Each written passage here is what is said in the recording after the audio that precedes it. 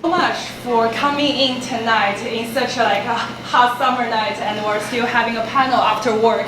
And my name is Alice Yan, as some of you might be familiar with me. I'm the one who spam you a lot in Meetup group. Yeah, and this is our sixth Meetup this year. The topic is Women in Analytics for Tech. So we invited 3 panelists who are actually working in the reputable big tech companies. They are going to share with us their career path and some of their personal stories as well. A little agenda tonight, so thank you guys for being here on time. Yeah, we always started our check-in at 6 p.m., so that's the time we put on Meetup. And we always also start the panel at around 6:30. Please show your hand, how many of you are first timers for this event? Oh my God, this is impressive. I feel like this is the best turnout rate we've ever had. So we will have the panel discussion for around half an hour to 45 minutes. I will only be asking 5 questions, and then it's all your time. You can feel free to ask questions to the panel or interact with them personally, later when you guys when we are in the networking session. So we will be kicked out at 8 p.m. So yeah, Women in Analytics, as you guys are already familiar with us, we are a Meetup group. We are also a LinkedIn group as well. So if you guys haven't joined us in LinkedIn, please do. And members like Jazz are already proposing to me. She's going to post some awesome job opportunities and new events like people in the community might be interested in. We currently, I think we just reached our benchmark for our new momentum for 400 team members in Meetup. That was great. Yeah, as always, so this Meetup is sponsored by MarTechApe. Yang Fei is not here, but I'll still play this video to introduce this. In the data-driven world, big data is impacting and reshaping the landscape of many industries, including marketing. With technology playing an increasingly important role in decision-making, a new interdiscipline has emerged. It's a combination of marketing and technology called MarTech. With years of experience working at Group M, one of the biggest media agencies, Yang Fei got first-hand experience with MarTech. At the same time, she found out that many Chinese international students and junior-level marketers didn't know enough about MarTech, but were eager to learn more about it.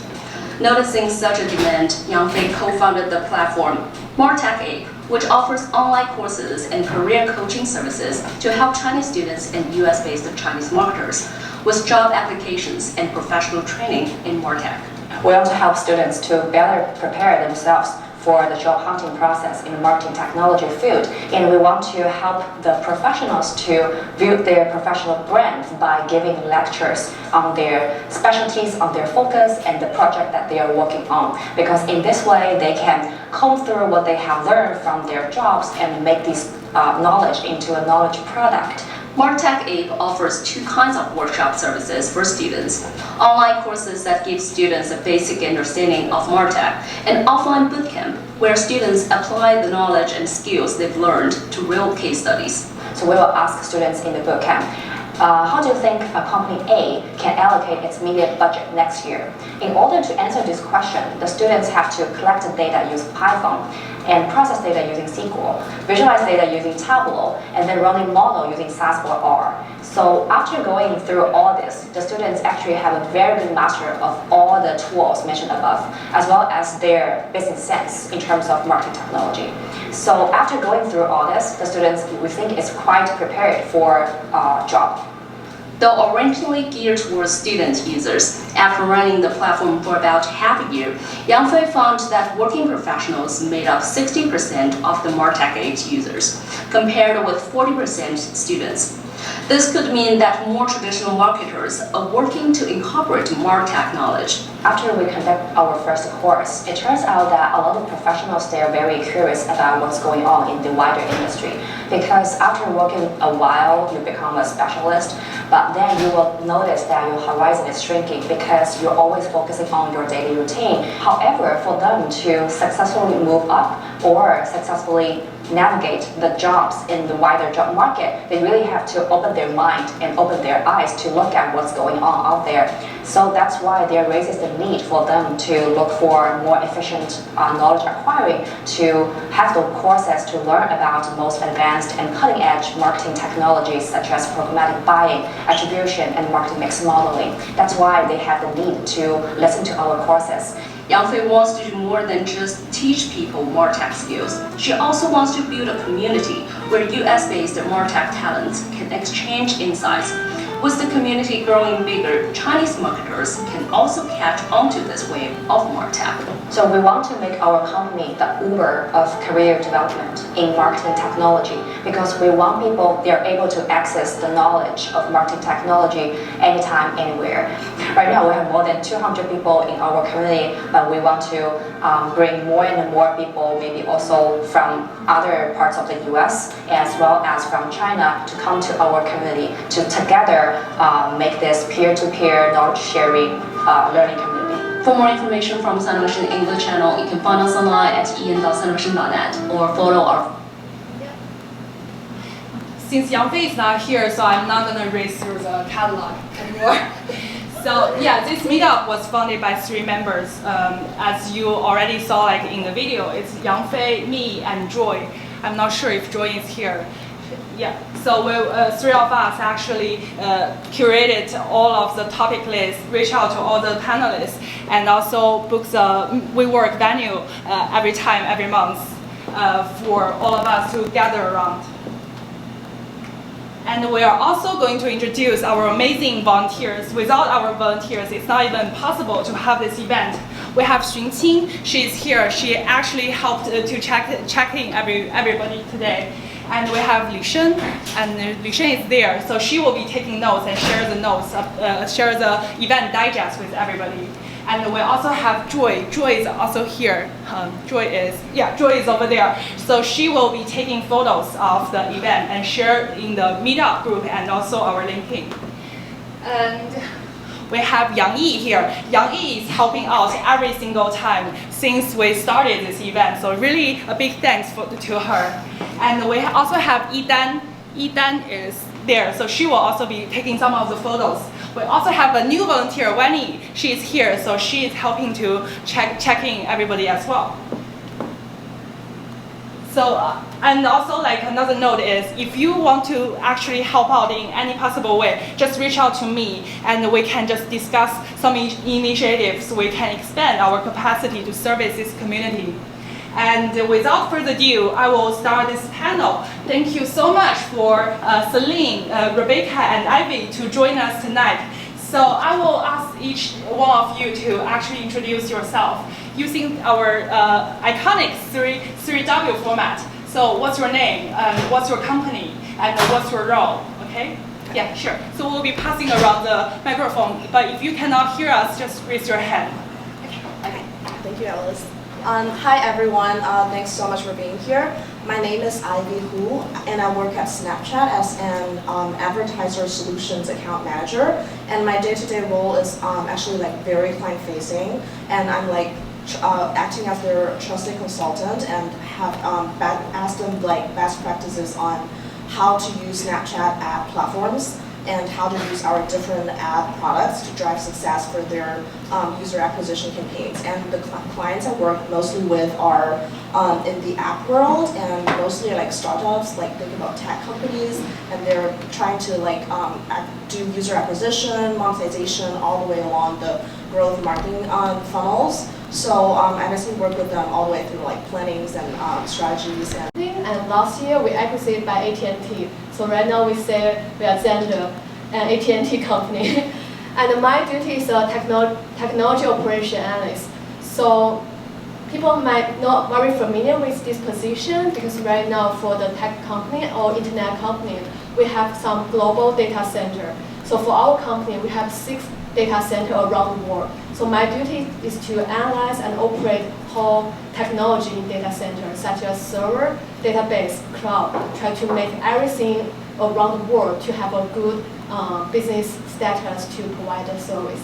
So nice to meet you guys. Thank you. My name is Celine Fu. My Chinese name is Fu Shan. I'm currently working in Google. I've been in Google for 7+ years. I joined Google when I was in China. I've been working in Shanghai office for 2.5 years, and then transferred to Australia to Sydney office for a year, and then transferred to New York here 4 years ago.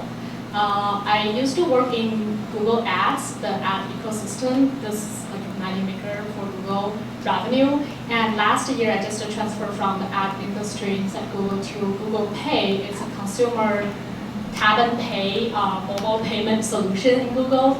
Now I'm a partner product operation manager, where I manage a lot of product testing, pre-launch, post-launch testing. We partner closely with the engineering team and also the other cross-functional team like marketing and product ops team. Yeah, that's it. And I want to thank especially to Celine. She's, as you can see, 6 months pregnant, and she's still joining us. I feel like this is especially like meaningful for us as a female-oriented community to have a presence like working moms and working professionals. Please give her a hand. Yeah, so I will go to my second question. So my second question is, what type of analytics do you guys do in your day-to-day basis? So as this job is like kind of client-facing focused, so a lot of times I'm dealing with both internally our Snapchat data and also our clients' data, and they come in all forms. By saying that, I mean like literally, so the easiest part is our Snapchat Ads Manager tool, and also some internal data analytics tools that we can pull the data from. So that's like the most standardized and data like I'm most familiar with. And then we are diving into, when talking about how to drive success for the client's business specifically, they also have their internal like MMP data or their third-party ad server data. And also a lot of times the role like falls on the client and also on us to kind of connect those two platforms and see how to actually merge those two data together. And the third part is like the most tricky part is the client's CRM data. This part is like, it's tricky because everybody has like, every industry has its own ways and every company does its own things. So a lot of times like the data sets we have received are like very different.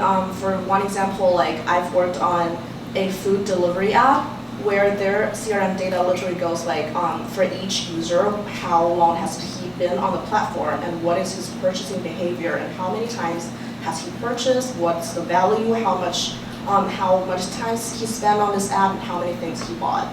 And also like, and for another instance on finance clients, the data is kind of very different because like time is literally money to them. So they would have you up more on what's the day one ROAS or what's the day two return on investment, stuff like that. So it's like kind of dealing with a lot of different data sets and try to pull data insights from them. And so the tools that I'm like day-to-day working on are like our internal data tool and also a lot of times like Tableau. And for Excel for the most part, like when you really get a data set that's like only like partially, it also depends on how large of a data set the client is willing to share with you. So a lot of times it's like doing your own thing and trying to draw insights from different things. It's the capability of working across a broad variety of data sets instead of like going really in depth. I mean, those like two separate things, and we try to work on different levels of data regarding to the clients, and also differs so much by industry. Thank you, Ellie. For my job duty, I think I'm the operational analytics. So they have two sides. The first side is the data analysis. So I need using the SQL and the Python to gather data and try to use those scripts to conduct the dashboard for our day-to-day capacity tech ops dashboard. And besides data analysis, I also doing the operation research analyst. So for that part, I need using the statistic modeling, try to use such as regression modeling, predictive modeling to get some prediction to see what we should order for our hardware, for our technology, and to see how to save the money for the company for the whole global data center. So overall, I think it's two parts. So operation for data analyst and for operation research analyst. Thank you. Thank you. I think I'm not very like a typical data analysis role in my current role and also in my previous role.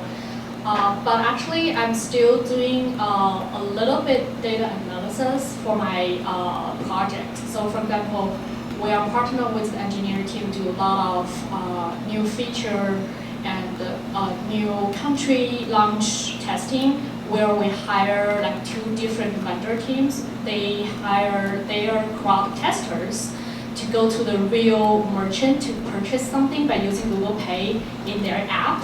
So that's a large scale thing where it needs really insights from operational skill set. So for example, now we launched Google Pay in 29 countries, where we have a long list of merchants in each country we have to do the testing. We have conducted like 1,500 crowd testing each month, which we call it monthly regression testing. I'm project owner of that testing, and we used to use a separate like spreadsheet, which is Excel sheet that in Google version, and we manage that in our own dashboard in Google. And my colleague and I, we work together to conduct the SQL and also to structure this dashboard internally, and we can also visualize it in the Google internal platform and do the quarterly business review to our stakeholders. So that's kind of like a data analysis that I am using right now, but I'm not a very technical SQL and Python, hardcore skill for those analytics, but it still use some basic analytical insights to provide information to our stakeholders to help them to make decisions. Sure. So my next question will be, how has your career path been today? So Celine shared some of hers, but we'll also start with Ivy and share with us. So my career has been, so I'm 3 years into a full-time employment in the United States. I started my first full-time job here. But before that, I actually had 2 major internships in China, which I really think helped me got into the following 2 jobs in the U.S. market. One is with Bain Company, where I'm serving as a marketing research analyst and try to do a lot of projects with them and see how to build up that foundational, the background of marketing. And then the second internship I had was with Uber. And at that time, we're doing a lot of onboarding, launching in different cities and trying to drive rider acquisitions. So that's the most relevant experience I've had in China market, and also that kind of translate into what I'm doing right now today in the US. Then I furthered my study at Washington University in St. Louis in customer analytics. And after graduation, I joined Omnicom Media Group as their programmatic analyst and started to be really hands-on and learning into the programmatic space, where it's serving a lot of direct response campaigns and try to work with different type of advertisers and try to find them success in their digital marketing space, especially programmatic. And after that, I joined Snapchat as the account manager, which I'm doing what I'm doing right now. And a big part of that is coming from my 2 past experiences at Uber and Omnicom, where I really practiced a lot in the direct response world and trying to understand from very basic stuff of what is a pixel, what is third-party ad server, what's where is the discrepancies coming from, in the people in the media world might be familiar with this concept. So a lot of that comes from my past experiences, and then I'm now at Snap. Maybe you want to explain what is programmatic? Oh, sure.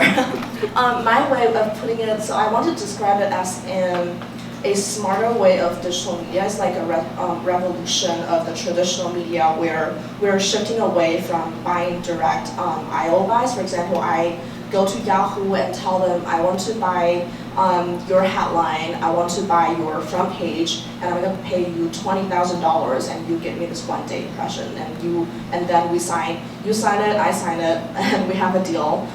So we're moving away from that part, and then moving more into a auction-based, a smarter, targeted, audience-targeted programmatic buy, which is like you can play around with user segmentation, and you probably understand a lot of that too.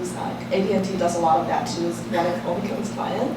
And also like we do different types of user targeting. We can do a lot of like multi-touch attribution and try to learn about like where's the user drop off, what is the user conversion journey, and try to drive and try to also enable us to optimize your online campaigns to have the better results. Is that good? Yeah, thank you. Yeah, so you talk about the platform. So I just want to mention the Xandr is as I say, advertisement technology company. So what we do, we have our platform for the buyer side and the sales side. So we have a platform to demand side, supply side. We try to help them to fit the advertisement from different perspectives. So our company is doing that part. And from my experience, I think I had a very diversity experience. I try to explore what I want to do, what industry I want to do for a long time. So at the very beginning, I interned at the HSBC Bank, which is a financial industry. So I worked there, and they gave me the return offer for the full time. But then I'm thinking about, okay, for financial side, is the thing I really want to do? Do I want to stay there, dress very formally, and do the same thing almost every day?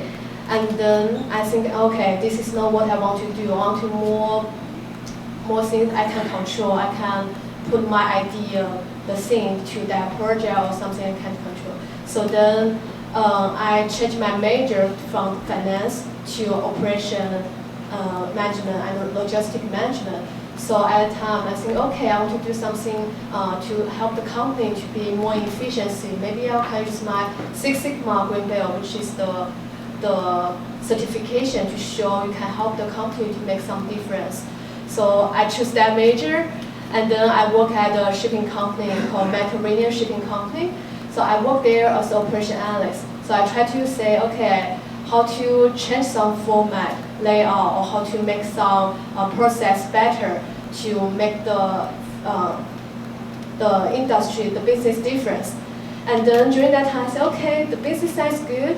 I can do something to management, some stuff. But right now, in 21st century, everything's about technology.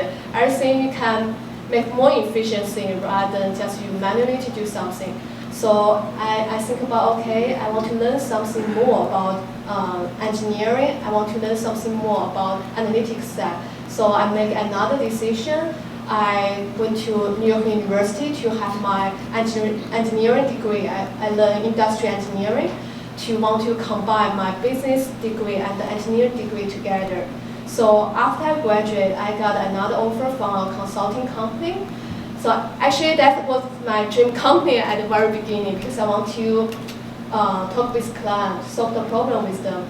But then at the same time, my boyfriend got an on-site interview with Facebook, and I think about, okay, I went to Facebook, I see the different environment in the tech company, how they treat people equally, how they want to make some difference. They give you all the flexibility so you can do something you want. So then I conduct a lot of research. I think, okay, I want to do something in the tech industry. So I applied for a lot of jobs, and my company actually is the number, I think it's ranked second, the best company for women. So then I just go there and find this position. And the fun fact for this position, in my team, we have 15 people, and I'm only female in the team. So I'm the first one in that team. Yeah, and the last year in the Christmas day, and after meeting time, everybody say, "Merry Christmas, guys," and they look at me. Oh, and the lady. So I think I increased the diversity for the for the gender. Yeah, I hope I can bring more like female to those very hardcore analytic position. Yeah, and then I make decisions. So right now for me, this position is kind of hard because you need to know a lot of like hardware, like CPU, memory, disk, and it's very different than like some marketing or behavioral customer experience. And you also need to think the modeling, do some capacity planning, combine those together to drill the decision. So I think it's very important to learn. So I'm very happy to where I'm at here. Thank you. Rebecca, maybe you want to share your engagement with the nonprofit. Oh, okay. Yeah, so besides my work, I also is a vice president of marketing in a nonprofit organization called Redefine. So this is an organization we try to support Chinese women in North America, and we have a lot of great events. Like we have a conference every year in New York City. We have a summer camp in August for the high school or university student, and we have some community online or outside of the door to bring people together. We talk about how to become a great leader, how to increase your analytic skill, how to speak up as a female. So I think that's important for me to join a tech company as the only female in the team, and also to know more about different female perspective. We work together to make some change in this society. So I hope if everybody interested for this my NGO, you can also search in the LinkedIn. It's called Redefine International, and we can also have some great event in the future. Nice. Talking about the career, I already shared that I joined Google 7.5 years ago when I was in China. So prior to Google, I worked in a media agency, Ogilvy, in Beijing, China. I was a media planner there. I did that media planner job for about, I think about 2 years, and then got an internal referral to join Google. So when I was in China, my first role in Google was really hilarious, I think. I was responsible for doing campaign implementation for YouTube, but as you may know, that mainland China doesn't have YouTube. But so my major core role to do the implementation for YouTube is for Hong Kong and Taiwan markets. So I'm helping the sales team in Hong Kong and Taiwan to do their YouTube reservation campaigns at that time. And about a year and a half later, I think we have internal reorganization where our team shifted towards to AdWords, and we outsource those implementation jobs to the vendor teams, which sits in India and Manila. So I think the most important thing is Google, because Google is really a big company for the ad ecosystem, and that's the moneymaker for Google, and it really has a lot of labor-intensive working, manual implementation, also troubleshooting, where internally Google, for the operational level, we try our best to outsourcing those manual labor type of work to the other vendor companies. So then our team shifting from doing this by our own to the upper level role to manage those vendors. So from doing that by ourselves to manage vendors, which gives me a better and broader scope to do how to do the operational analyst and also the management to manage the outsourced team and the vendors. And then I got another opportunity to transfer to Australia to join another team where it still utilizes the similar skills to manage another set of vendor in Australia. So I transferred to Australia for a year, and I really enjoyed the time there. The weather, also the atmosphere there. Because when I was in China, it really things really got very busy because we used supporting the sales team in Hong Kong and Taiwan. They are tirelessly doing work. So you have to adjust your work pace with them. But while in Australia, we're still under the same APAC team, but the work-life balance in Australia is really, really good. Yeah, so, but I learned a lot in Australia. I haven't had any study abroad experience, so that was the first time I got exposed to a different culture, where I also learned a lot from being that role. So the decision I made from Australia to transfer to New York is that then he was my boyfriend, now he's my husband. He was in the US, and we decided to get together, get married, and then I was exploring the internal role to transfer to the US. So in Google, it's really a good platform where we can internally explore the job openings.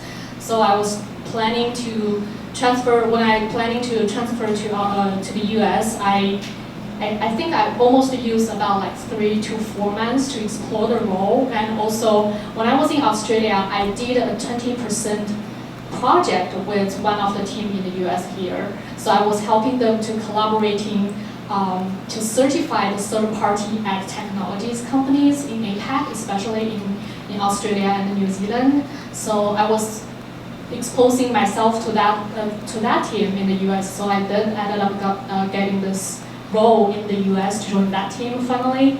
So I then successfully transferred to the New York City and starting to join this ad technology certification team. And I've been doing that for about 2.5 years. And then I got my first child. This is my second one.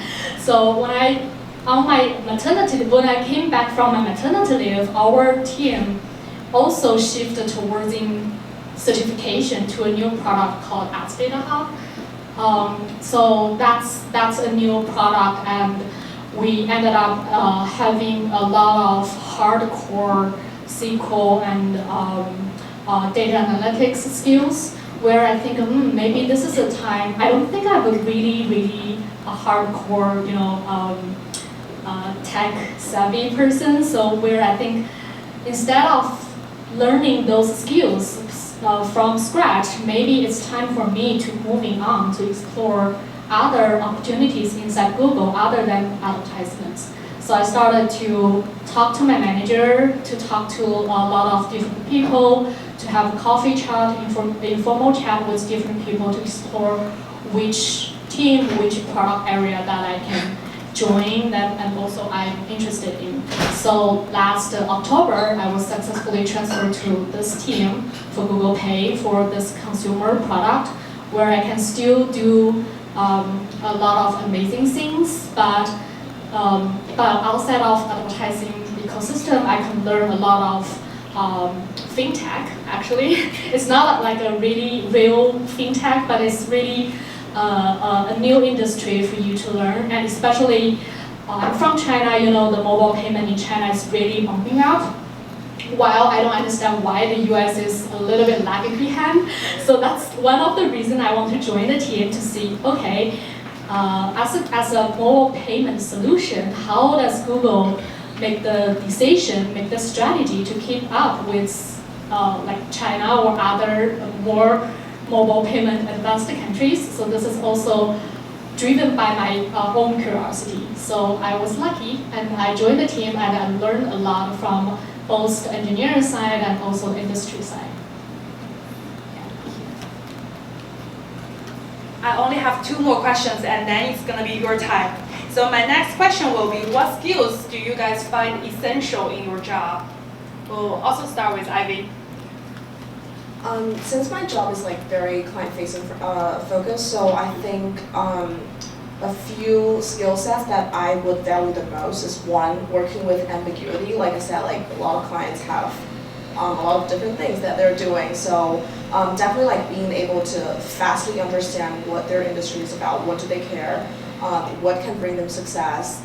Definitely that part. Another part is, I would say also it matters to a lot of Chinese or even international students who are trying to locate a job here, is the storytelling skill set, which is I would say it helps you a lot in terms of interviews, or in terms of after you land a job, you also want to showcase of there's like storytelling skill can also help you in terms of internal communications and also how to manage up or even like work with clients, work with your boss, work with everyone. I would like definitely recommend you guys, everybody to practice on that one. And the other skill set is the capability of understanding what matters the most in terms of in the data analysis world. Like a lot of times we are given a set data set. But like the ability to understand what metrics you can pull or what metrics is like actually matters to you and what kind of insight you can drive out from it and what you want people to carry away with it. Like that type of prioritization and understanding the data set is like really matters. Thank you. For me, I think the most important skill set is the analytic skill set. So what is analytic skill? The first thing is you should to learn and know how to use the SQL or Python or Tableau to do your daily work. But besides those hard skills, you should also have the analytical mindset. So what is the mindset? So first, from my perspective, I think you should have the critical thinking. And I think it's some Chinese student or Chinese employee make off. Because most time when we grow up, we always accept everything we know. Like we learn something from teacher, we learn something from book, we just accept it. But we never to change it. So sometimes when we do the work here, for example, engineer team need to prepare some data set to me. So if I just accept those data and do some analysis, I didn't change what is the accuracy from those data. That might cause some big disaster because it's not only some mistake from those data, maybe they have different perspective from engineering side and your maybe technology operation side. So we have different perspective for the same thing. So you should always to think about, okay, is this the correct thing? Do I need to change it? Do I need to think more about detail? And the second thing is you should to drill down. You should always to curious about why they have some difference about those data. Maybe they have some small percentage of the difference, but those will show you some insight. Why those happens, what they will bring to another step. So as I would say, we should have the storytelling, but I think as the data analytics for the data, you should also know how to tell the data story. For those data, it's not just the data. You should show your stakeholders, show your manager, show your different team member what this data bring to the table, why this is so important for us to understand the future. So those is very important key to us the analytic skill set. So for me, I think if you want to join the analytical field, not only the SQL, Python, those things you can learn in your work, also you should change your mindset to become more detail focused, critical thinking person. Thanks. I would agree with Ivy about the soft communication skills. That I think that's the most important thing that I learned from my current job. I think for the most Chinese students here, I think you guys learned enough hardcore skills like Python and SQL. That's good. That's your basic baseline to join this industry. But however, if you want to survive here, especially in Google, like such a huge company, I think most important thing here is like to be able to see the big picture while you're doing your detailed day-to-day job, and also be able to be visible to other cross-functional teams. So for example, in my core job, we have engineer team. They are PMs, product managers, and engineers. And we have marketing team. They have marketing budget to decide which market or which feature that they want to deliver to the consumers. And also we have product ops team. That's product operation team. They own the backend data set and they see the consumer database every day and they will predict the metrics. All the consumers' feedback within the app and also sometimes from the website. So first of all, you have to identify each parties, each stakeholders, and from my own project, like the testing that I mentioned before, every time we want to enter into a new country, or every time we want to launch a new feature, we have to do the testing. We leverage the vendor company who are hiring some crowd testers to go to the merchant to do the testing. And I manage all the results. So I have to plan the budget, and also I have to design the program, and also I have to use a little bit of data analytics skills to put those data together and make a dashboard. And also at the last, I have to make a deck to make a quarterly business review with all my stakeholders. So before I joined my role, the previous guy who worked in this role, he built a very, very beautiful dashboard internally where we can finalize, we can see the data every month. But he wasn't be able to marketing this dashboard. So when he left the team and I joined the team, I was able to learn from the dashboard, and also I craft a really beautiful decks, and I talked to my manager. I think those data are really good, and why don't we utilize them? Why don't we present this to our stakeholders? So my manager said, okay, go ahead. If you want to schedule a meeting with different stakeholders to show them data, just go ahead. So I went ahead. I had a meeting with our different regional counterparts, like for APAC and also for EMEA, the European countries, and also for the US. I made 3 different versions by using the different regional data and show this on quarterly basis. And I got a really, really good feedback from the local team, from the different regional team, from their business development team, and also their marketing team, and also the engineer who are looking after their regional data sets. So it was an example that you got the data, but you don't know how to communicate with different cross-functional teams. That data is just sitting there and sleeping, and no one uses. But I'm not the one who built the data, but I'm able to crafting the story and let them know that, look, this is the testing results that Google pay each month for the vendors to do the testing. And you guys should be able to know the results and also the insights.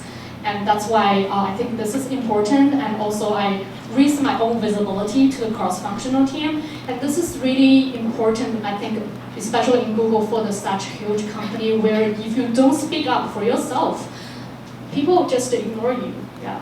So this is a really good way for you to be able to do the cross-functional communication, and also it's really a good show up for you for yourself to be able to be promoted in the next maybe couple quarter. Yeah. So yeah, I think this soft skill is really, really important. I believe you guys already master a lot of hard skills, but be aware that to be able to survive and to be able to promote yourself in a big company like Google in the future, if you're doing Google, be careful that this is really important. Yeah, my last question is actually something Celine just touched. Like for people who want to actually join tech, like who want to apply for a job in a tech company, so what recommendations or what advice do you guys have for them? That was a very good point of being able to speak out and market yourself even. So one concept I had one-on-ones with my managers and even above on a regular basis, and one advice I got from one of them, and I still value today, is build up your personal brand inside Snapchat. Don't just focusing on your job and be totally siloed. And it's good that you can deliver a great job, but it also matters a lot in tech company culture that you also talk to people, communicate to people, and learn from each other, and also become a resource for other people that your team can actually lean you on. And also I want to share a concept of find the product market fit. This term comes from the marketing field, but also in terms of staying in a tech company and also in your career-wise, you want to find your personal career fit. You want to focus on doing this thing and also enjoy doing it. That's a huge part of it. And also another advice I would give is the 10,000 hour role. It takes like 10,000 hours of practice for you to become an expert in certain industry. And that's like some research done online, not by me. I would like say practice on the thing that you really enjoy working on and also become an expert of it so that you can speak of it, become a internal or external resource. And also like when you're also dealing with clients or external stakeholders, it's like you want them to listen to you and also buy in of what you're telling them. So I would say like practice is also very important too. Thank you, Abby. So my suggestion for the person who want to join the tech company, the first thing, as I mentioned, is the hard skill. So they have two kind of skill, hard skill and soft skill. So for the hard skill, as I say, what skill set the job description one you have, you must be like expert or very familiar with those skill sets. So if you want to, as a business intelligence analyst, you should know more about like Power BI, ClickSense, Tableau. If you want to do something about SQL, so for the SQL, like you should practice many times in different case, in different practice. And if you want to do something like data scientist, maybe you want to know more about modeling stuff, you want to do some predictive modeling, you want to see how to automation stuff. So you want to know from the Python. They have a different library, different package, which one you should be familiar with. But compared with the hard skill, for me, I think also the soft skill is the most important. So no matter you are a manager, you are just analyst, the communication is the key to help you to get a good job, to promotion, to get your future. So as for me, for this position, I only have like 1 year experience, but I can feel like the communication is everywhere. You should communicate in the meeting. You should present yourself. You should do the presentation. So you should let people know what is the key point, how you present to them, how let them to get your point. And also for the negotiate, you should also communicate with different stakeholders. You should let them know what is your key point. How do you talk to each other? Like for example, for my position, I also need to work with finance team because for our company, the largest cost is for the hardware. So we know very familiar with the hardware. So sometimes after we acquisition by AT&T, they have very strict line to cut the cost. So it's so hard for us to say, okay, we want to buy this, we want to buy that. So we need to have our budget plan to show them why we want this, why this can help us to get a good service in the future. So you also need to communicate with them. And besides those communication, you also need to do the documentation skill set, reporting skill set for the email, for the Snapchat. You need to talk with them like very in a good way to let them to help you or let them to understand what you can go into that field. So I think communication is very important. Another field I think is the leadership. So no matter if you are a manager, you need to lead the team. But I think the leadership is not only for manager. If you are an analyst, you also need to lead your project. So you should understand, okay, if I am the analyst, how can I help my manager to make the project better? So how could I lead the project with the time schedule? How do I talk with him to get a better process? So that's very important. You should have your ownership. You should lead everything. And also besides your specific position in the company, like for my company, we have a lot of event, we have a lot of resource. So for me, I'm very active at the company. So I joined the women associate in the company. I try to help them to plan some big event, maybe for holiday party. I joined the Toastmaster. We have some public speaking event. And also I joined some community service, try to do something together with the company, with the employee. So you also have the opportunity to lead everything, your resource, your project, and that will show you who you are. People know you from different teams, and that will bring you to maybe a higher level in the future. So I think no matter how strong is your hard skill, the soft skill is always the key to being in your bright future. So if you want to join the company, so the first thing I think you should explore yourself, do some research at first. So when I looking for this job, I had an Excel sheet, I did a tracking sheet. I want to go to the tech industry, so I listed 100 companies in New York City. That's the best tech company. And for each company, I look at the detail with what position they are open, what skills that I have, what kind of company I want to join. I want to have opportunity to lead some project. I want to have a global office. I want to have more equal from different gender. So I give the number for each guy, and then I do a lot of stuff to see, okay, this maybe 10 companies, the company I want to join. And then I do the networking, I have the coffee shop, I practice my hard skill set, then I got my job. So I think the most important, you want to understand who you are, what do you want to do, and how you can go there. So my suggestion is deep learning from yourself, and then improve your hard skill and the soft skill, and you will have a good future. Thank you. Thanks, Abby and Rebecca. I think they already been said a lot of soft skill and hard skill. One, in addition, I want to say something about to understand the industry.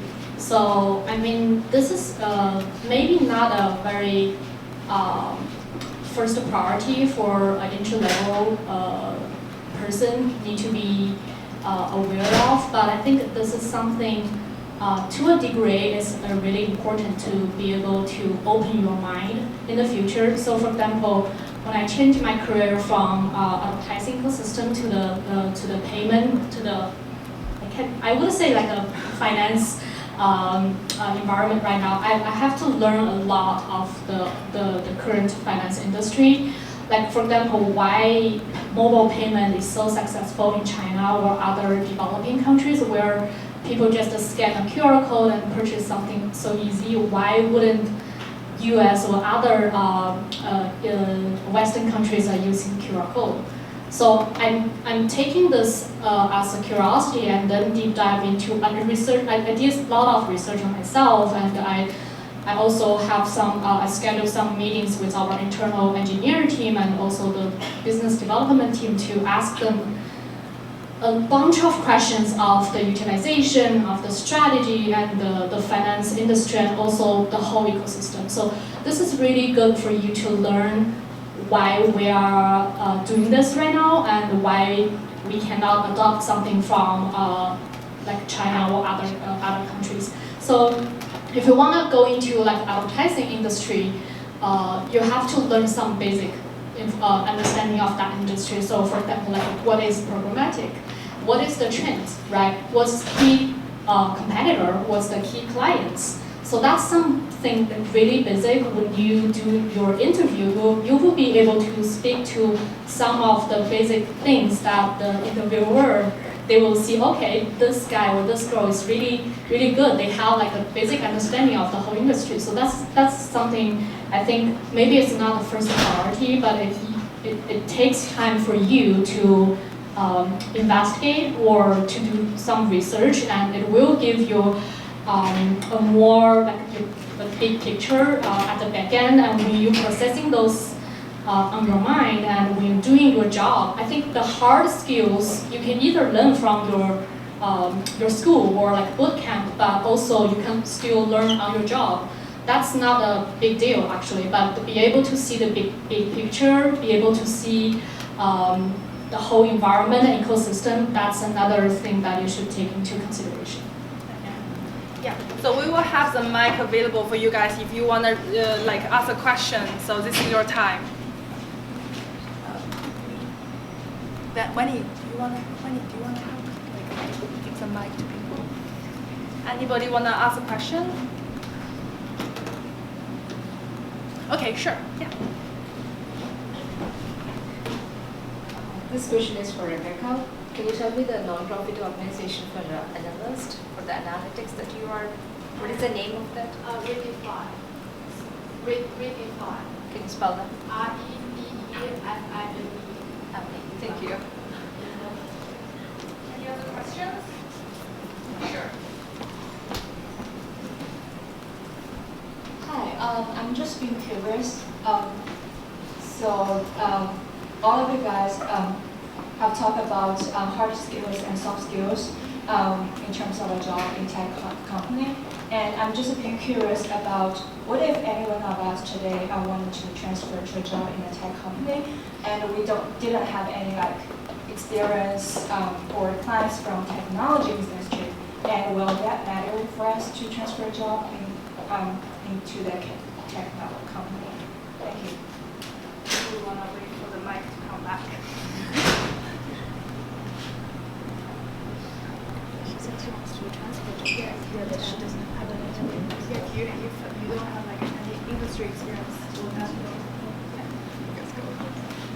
Can I ask, do you have any analytic experience before, any project, any data camp that you did before? So now I'm actually an analyst in an ad agency in New York City, and currently our clients are from different industries like online casino and energy, these kind of industries. But I'm just being curious because from what I heard from you guys, having a related technology-related experience is not that necessary for us to, if we want to transfer our job to a tech company. Is that true? Or? I don't think if you don't have that strong skill set, you cannot join the tech company. So for my example, I have a business background before, and then I have an engineering background. So when I decide to join the tech industry, I'm thinking about, okay, how could I put my feet into that industry? So I cannot do the software engineering because I don't know that Java, that very hard coding stuff. But I'm thinking about, okay, I learned something at school. I have SQL, I have Python, and I know some data visualization. So if I can combine some of my skills and my operation skill set and technical skill set together, they must have something I can join the team. So when you do research, you can say, okay, maybe business analyst, some data science, some technology operation, they don't have strong hard skill. They might be consider your previous experience before, and then you have some hard skill sets, so you can combine together. The most important is depends on different positions. So some position, they want the person is always passionate to learn. So no matter what experience you have, you show them, I want to learn more, I want to dip into this industry, I want to help you guys in the future. So if you can show them you are a responsible person, you have the skill set, you have the mindset, and you want to learn, that will give you a high opportunity to join that industry. A very quick add-on to that. So now I get a question is two-part. One, you want to understand what type of experience you had, what type of experience or skill set that's transferable to the new role, and what kind of skill set that you're looking to develop in the new role. So you want to be clear of those three things and try to sell in the first two part, and also just have a word like Rebecca said, you can voice out that you're super willing to learn the things that you are looking to develop for this new company. And also to answer your second part, I'm not sure if the industry part is a question, so I'm actually in part of interviewing a lot of our new hires at this time, and I would say a lot of times we see candidates come in if they have very relevant experience in a certain vertical that we are specifically hiring for. For example, if we're hiring for fintech, we love to have candidates who have previously worked on that industry, but it does not get you the job. A lot of times we also see a lot of exceptions happen when this person was working on retail and a lot of skill sets of his can transfer into this current role so that we can hire them. So it's not a set and say. It's also how you interact with your interviewer and how you put yourself in that position. Yeah, I mean, if I understand your question correctly, you said that you're already working in the ad agency. but your current clients are not from the tech industry. But if you want to go into a tech company like Google or Snapchat, it doesn't necessarily to have a client who has already been in Google or in the tech industry. For example, if your clients are from like beauty or healthcare or like energy, you can speak up of the because your current role looks like a account manager to manage those kind of industries. Advertising budget in your agency, right? So you can speak to your current experience with how you manage those different types of clients. What's their like maybe target is different, budget is different, and the campaign period is different. You can speak to that too. So in Google, inside Google, when I was working for the advertising ecosystem, we have internal sales team who are looking after those clients' accounts all the time, and they are vertical. They are divided by vertical. So, for example, maybe we have opportunity for you to do business to look after accounts for energy clients. So you don't have to worry about you don't have a client or a tech company. That doesn't matter. Yeah. We'll have one last question, and then we can just do networking. Maybe you guys want to pick. Sure, we'll just take the guy from the very back. Support our diversity here. Appreciate it.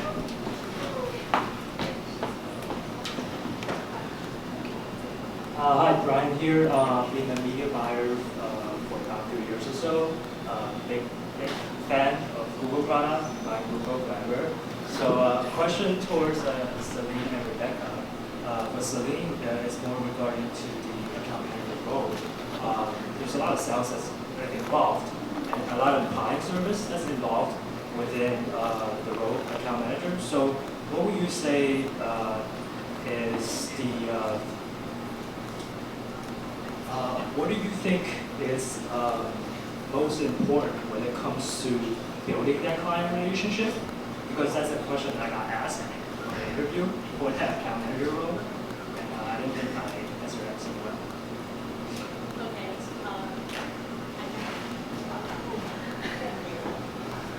So that's the only question, right? Or do you want to ask a question to Rebecca too, so we can? I think that question would apply to Rebecca as well. Oh, okay. Account manager role. Or more like Ivy, because she's actually doing account management. Not Rebecca. Rebecca is not. That's all. Sure. I think in terms of building the client relationship, it really comes to you want to like support their business. Like you want to be client first. Like you want to understand their business and care whatever they're caring about. Like don't ever bring in a very standardized pitch deck. It's gonna be a disaster because like you want to customize the deck according to your client's business and try to also talk in their language. For example, you might in digital media world you might be super savvy with the word like cost per conversion, but what is that conversion for them, or CPA? What is that A for them? Like you want to talk in terms of like cost per purchase instead of just like CPA. Like you want to build that client trust to begin with, and then also just trying to bring in different stuff and showcase that you want to help them, and also try to work with different type of clients' personalities. Like we are dealing with different people all the time, and try to see what type of interaction works the best on this client, and try to just tailor it that way. Yeah, actually, I think Ivy she has more experience because she is actually an account manager, but I haven't been an account manager for a long time. When I joined Google, I was always under the position that we are helping the sales. We are providing the internal implementation and troubleshooting to the sales team. But I can speak a little bit to this. Only based on my observation with the sales team in Google, that when they interact with the client, sometimes they bring us together because a lot of times I think sales, they didn't understand like the backend, the mechanism from the system. So in terms of building good relationship with clients, I think I will already speak about. That's really great. You have to put yourself in their condition, their position to think what they're thinking right now. And also another thing is that if they ever decide to move the budget from you to others, don't be frustrated, because a lot of times that it's not your fault, it's not your product fault, or it's not your suggestions fault. A lot of times that internally in the client side, they have their own business concern that they cannot tell you. Yeah, so don't penalize yourself, So don't be frustrated too much, but be open, be very honest, and yeah, like Ivy said, do not take into those kind of things too personal, because overall I think we are as an account manager, at least in Google, they are not traditional sales that we are not looking up to the clients that we beg your budget to give us. No, we're trying to be more consultative. Actually, we are your media consultant, where we can allocate your budget and to give you best, results, and to make sure that your campaign delivers and also have a good ROI. So be professional and be honest, and also do not be too humble. So yeah, and do not take it too personally if they moving or cut budget from you. There's too many things going on the client side, and they just cannot speak to you about the truth. Thank you. So that actually concludes our panel today. Thank you so much for joining, and you guys have the opportunity to talk to our panelists, and we will be finishing at about 8. Thank you guys.